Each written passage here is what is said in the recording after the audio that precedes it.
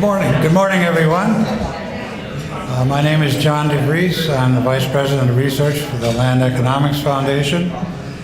And I'm happy to report the Land Economics Foundation is continuing to expand its work, supporting cutting-edge research around the country, as well as some very groundbreaking projects, on-the-ground projects in different cities, different chapters. And we're doing that because of the generosity of the Lambda Alpha International membership. We are funded entirely by that little $50 checkoff box on your dues. And we hope what you see today will encourage you to go back to your chapters and say, LEF through Lambda Alpha through LEF is accomplishing a lot of important, good things, including, I might say, we're funding things in a lot of the cities where we have chapters. So it's important those chapters understand we're funding important research projects, on the ground case study kinds of things in those cities. Our goal then is to really expand the awareness about the existence of LEF and what we're doing. And to that end, Phil Adams has done this wonderful survey of membership, and we found out that about, Phil can give us the numbers, but I think we've got about a little over a third of our membership understands what LEF is. So as an effort to cure that problem, we've been inviting grantees to come and meet and dialogue with our board. We had 3 wonderful reports this morning with our board. And to use this lunchtime, this is our first time of doing this, our lunchtime to share with you, the members who are making this possible, some of the results of their work. So thank you, but we're also encouraging you to take all this back to your chapters. We're also doing something else new today. We're filming this so that this can be on our website. These presentations can be on our website. We can send the links to you. We're encouraging you to use these in chapter meetings, put them on your own chapter websites, all kinds of ways that you get the word out that we're doing a lot of important projects. And this is a very critical aspect of what Lambda Alpha International stands for. Am I still with you? Good. Okay. We've got 3 presentations for you today, and I think they're going to illustrate the breadth of what we're doing. One of them is on the city of Mount Vernon doing a very innovative, on-the-ground rezoning strategy to connect two existing redevelopment areas and use a historic overlay. Very innovative. Let me introduce our first team, Chantelle Okarter, who is the Commissioner of Planning in Mount Vernon. You all can kind of work your way up here at this point. And William Long, who is the planning administrator in Mount Vernon. They're going to remind everybody of where Mount Vernon is and what they're doing. And Chantelle is an accomplished attorney in New York City, moving back to Mount Vernon, and she has had a successful law career. She has a Juris Doctor from the Emory University School of Law, and has lots of good new ideas for Mount Vernon. Many of you met William Long when he first came to us, and also gave us a progress meeting in Philadelphia about some of the innovative work they're doing up there. William has a BS in economics, a master's degree in planning from Hunter College, but the important thing is he's been directing planning in the city of Mount Vernon for 10 years. He's an active member of the Metro section of APA. And William, welcome back. Congratulations on what you've been accomplishing. Tell us what you were able to do with our grant.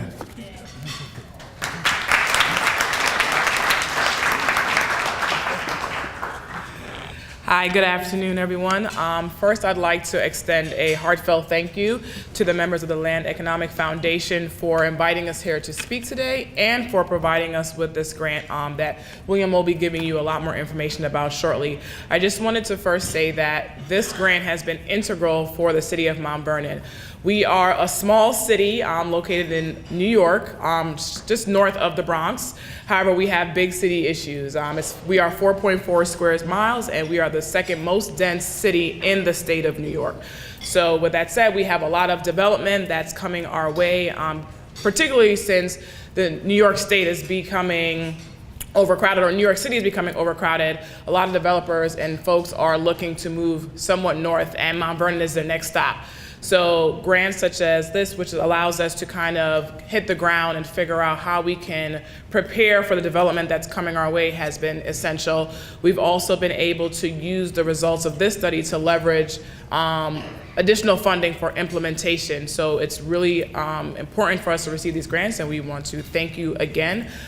With that said, William is going to go into a little bit more about the study. I also want to note that this study is pretty much the city's first study where we actually had a public participation component, which was very unique, and we learned a lot of information about that, and we intend to use the public participation process in our future studies. So with that, William, thank you very much.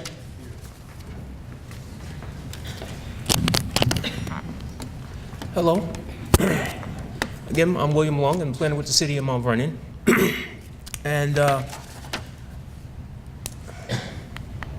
right. I guess I want to start to give you a little background about the City of Mount Vernon. The City of Mount Vernon, again, is located just north of New York City. Right here, this is the Bronx, this is New York City, and this is where we're located. You can see we share a border with the City of New York. We are 4.4 square miles. We have approximately 70,000 people, according to the census. We are the second most densely populated city in the state of New York, behind New York City itself. We are one of the most densely populated cities in the country. We actually have a higher population density than the city of Philadelphia. Philadelphia, Pennsylvania has about 11 to 12,000 people per square mile. Mount Vernon has approximately 16,000 people per square mile.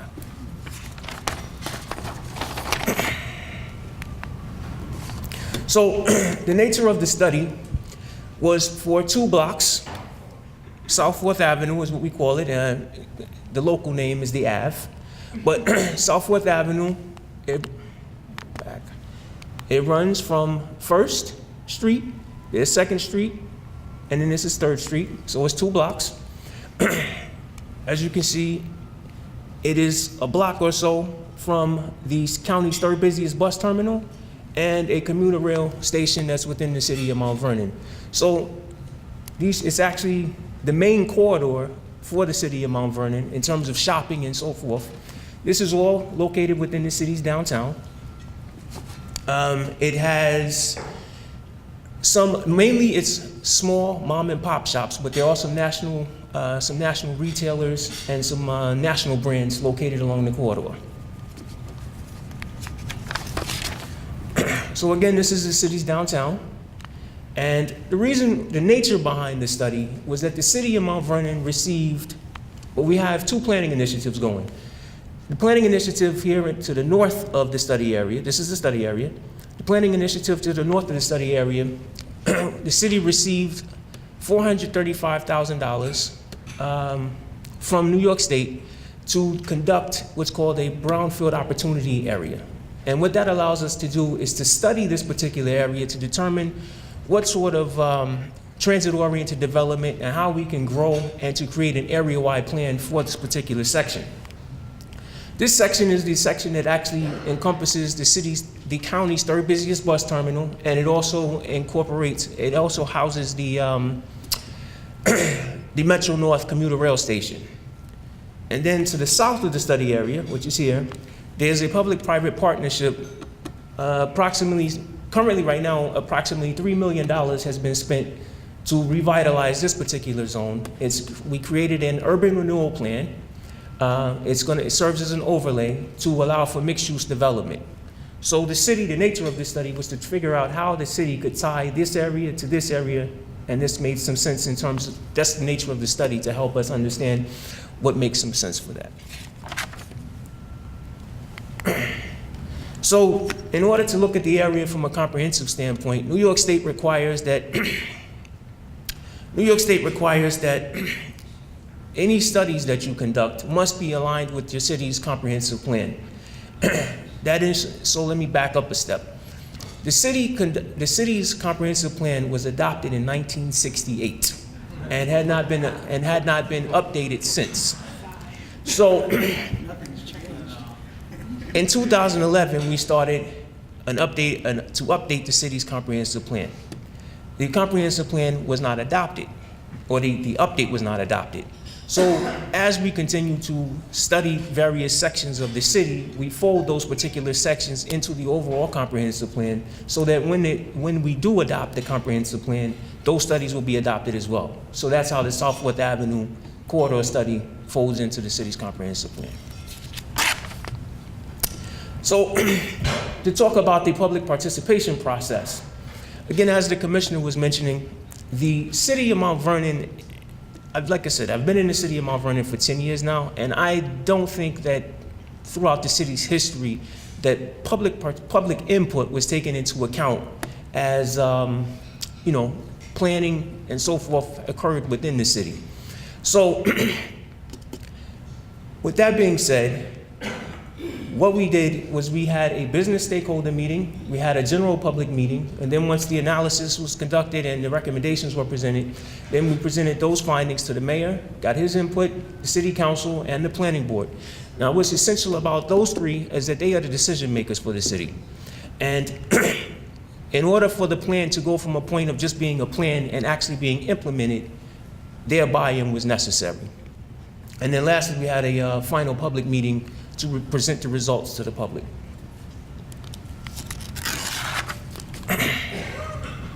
So the stakeholder meeting consisted of three main groups. One was the Chamber of Commerce, one was the Downtown Merchants Association, and then we also invited members or property owners and business owners who were not necessarily included or a part of these two organizations, but did have a business or property along the corridor.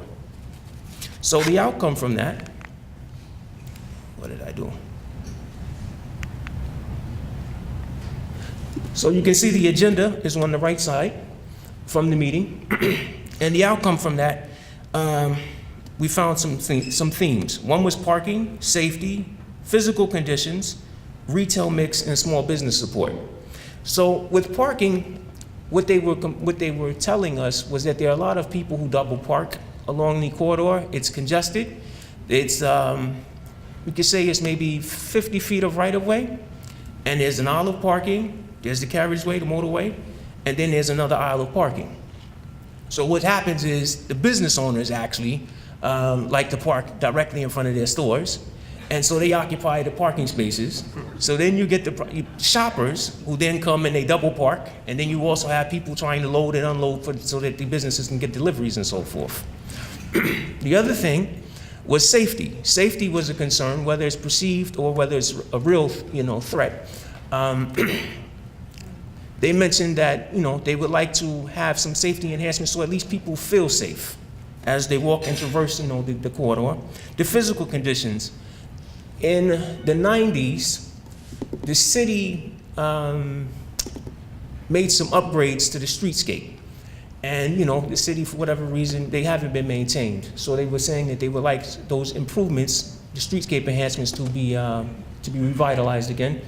And then also they mentioned the retail mix. The retail mix, they were saying, they were concerned about the fact that there are a lot of retailers along the corridor, but many of them are pretty much selling the same wares, the same services, and so forth. And then lastly, they suggested small business support.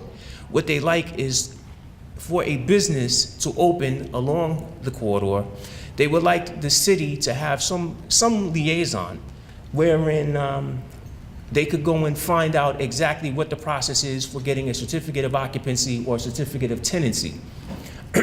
In an easy and efficient manner. So then we had a general public meeting. And at the general public meeting, again, we found basically the same themes: safety, parking, and having more commercial amenities along the corridor. So the analysis was conducted, and then we were provided with the recommendations from the consultant. And the consultant came back basically telling us zoning, public improvements, marketing, and to improve public perception are the keys to success for this particular two-block corridor. As it relates to zoning, what they suggested is that we amend the zoning code to allow for a greater number of commercial amenities and a greater number of uses to be able to open along the corridor as of right, without the need for any variances or anything of that nature. In terms of public improvements, again, going back to the streetscape, what they suggested was to make sure that we improve the existing streetscape so that we can create a better sense of place along the corridor.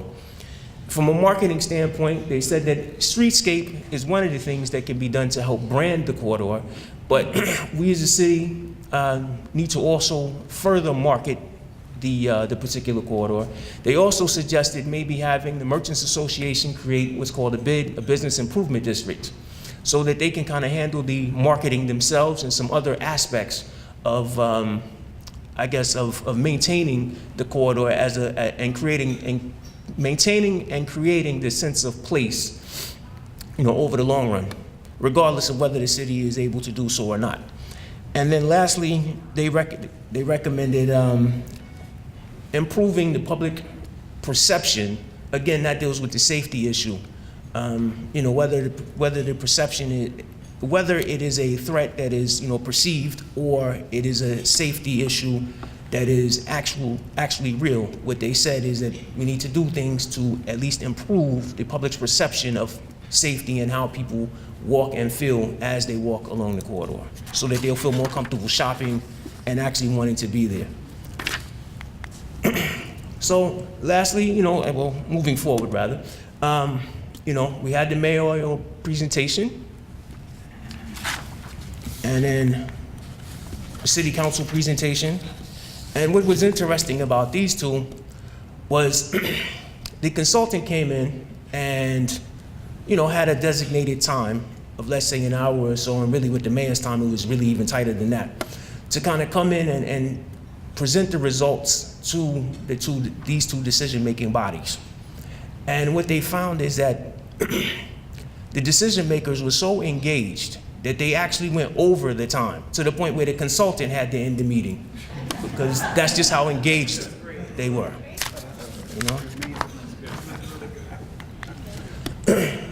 So lastly, we had the planning board meeting along with the general public meeting. So the results were then presented to the planning board as well as to the general public.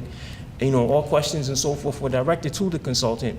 But again, the key was to get their buy-in as well, because again, they are another body that has the ability to implement as they continue to make decisions planning for the city's future. So with that, I say thank you, and we look forward to working with you further.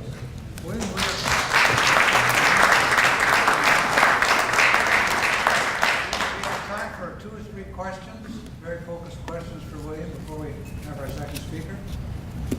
Yes. Your recommendations, I don't know if your consultant was a marketing or a landscape architect or what, but as part of the recommendations, they actually showed drawings to show what they should be, or did it just basically improve the streetscape? Or did they actually show how you would improve it? This particular consultant they talked specifically about how to make recommendations. They didn't necessarily show us the way it could look. This consultant, their main thing is actually marketing, and marketing small commercial corridors like this. So what they helped us understand was sort of the demographics of who's actually shopping along the corridor, so that we can take that and then try to figure out who to market, the type of companies that we should be marketing to allow them to open along the corridor. Please. When will you adopt your plan, the greater city plan that you've been working on? That's a question that the commissioner may want. He was asking, the question was, when do we anticipate having the city's overall comprehensive plan adopted? Okay, so that's a great question. That has been a priority of this administration and myself for this year. And I will say that the South Fork study has been the catalyst to kind of get everyone to buy in. There was one finding that has everyone's eyes open about the fact that we need a comprehensive plan. And during the study of these two blocks, we found that Mount Vernon residents spend $396 million a year outside of the city of Mount Vernon. And when folks hear that number, everyone's like, okay, we need to focus. We need to figure out our comprehensive plan. do the rezoning that's necessary so that we can open up more stores and have mixed-use development on those 2 blocks as well as citywide. So the next steps for us are definitely to kind of focus on our zoning. Right now, the city is zoned in a way that it's only one use, and with just development being more mixed-use development now, that's what we're focusing on as the next step to do the comprehensive plan and do a comprehensive rezoning of the city. Of that money that was leaving the market, what types of, what retail businesses, or what were they spending their money on? So the question was, what types of, what were people spending their money on? We found that sports and entertainment was a high, people spend their money a lot on sports and entertainment, and also just shopping. We are actually very close to the city of Yonkers, and they have a very popular shopping center in Yonkers. So a lot of people are spending their money outside on shopping, sports and entertainment. Food as well. And food, yeah. It looks like parking is a natural constriction there, so what's the relief valve for you there?